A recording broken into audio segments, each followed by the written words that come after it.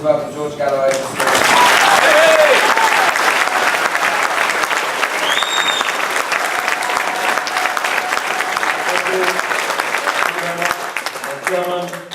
The term persona non grata, which I wear as a badge of honor, as dispensed by the tin pot dictatorship in Egypt, means literally a person without status.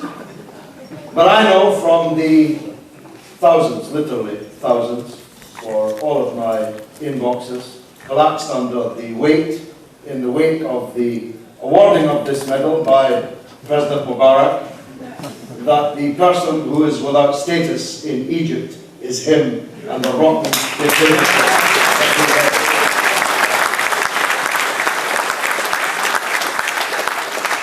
And there's no way around saying that.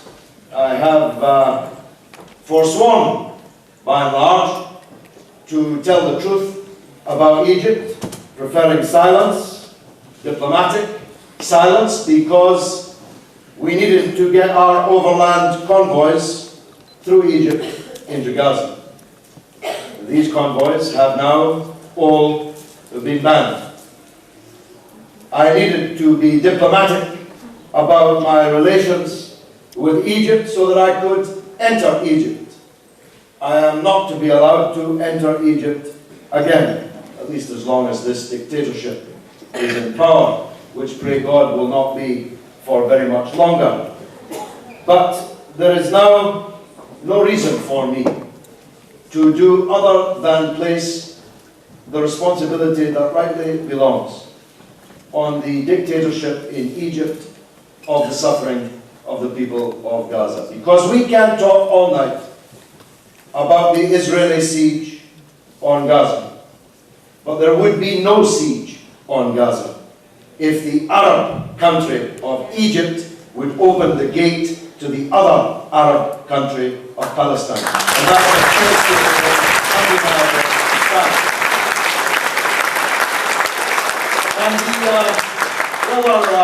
And unfortunately, the Israeli ambassador to London, speaking on behalf of the Israeli government, as ambassadors do, on the Today programme, on Radio 4 of the BBC, at roughly 8:10, about 3 weeks ago, said, and I quote, "Egypt is entitled to allow anything it likes through the gate at Rafah.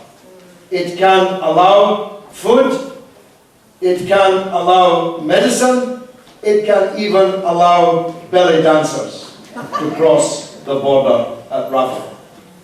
Well, there's not much call for belly dancers in Gaza.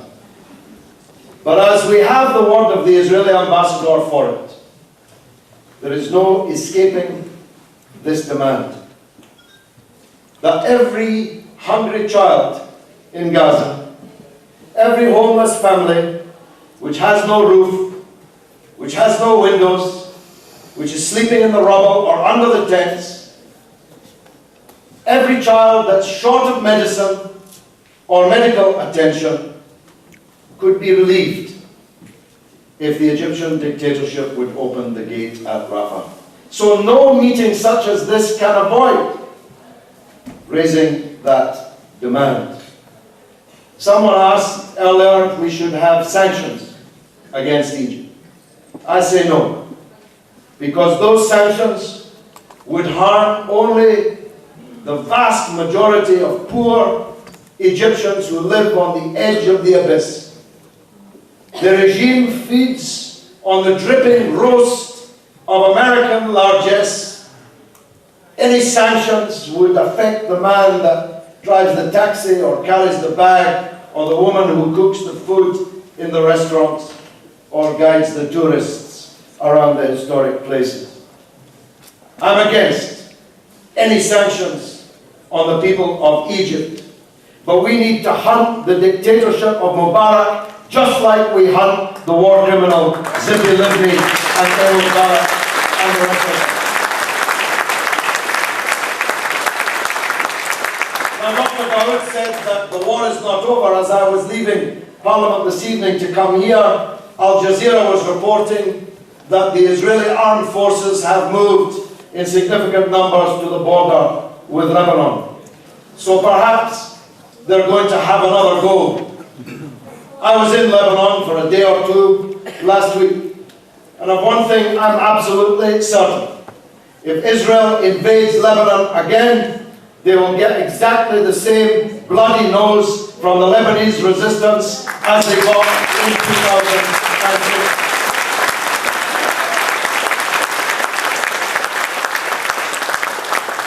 When I was in Gaza 10 days ago or so now, it was reported in the Turkish media that Israel was planning to reoccupy Gaza.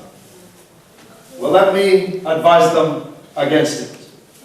Because if there's one thing even clearer than the miserable economic situation in Gaza, it's that the people of Gaza are unbroken, proud and defiant, and their resistance is strong.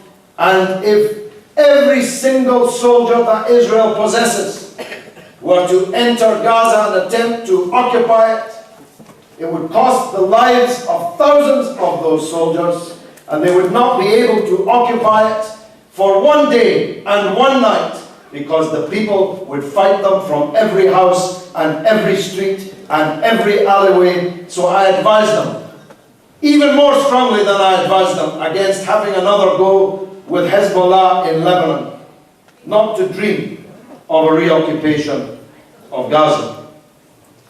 And when I was on my way back, I picked up Israeli newspapers to discover that the discussion about an attack against Iran on the grounds that Iran has no nuclear weapons but might be trying to get one, a country that has hundreds of nuclear weapons is planning also to bomb it.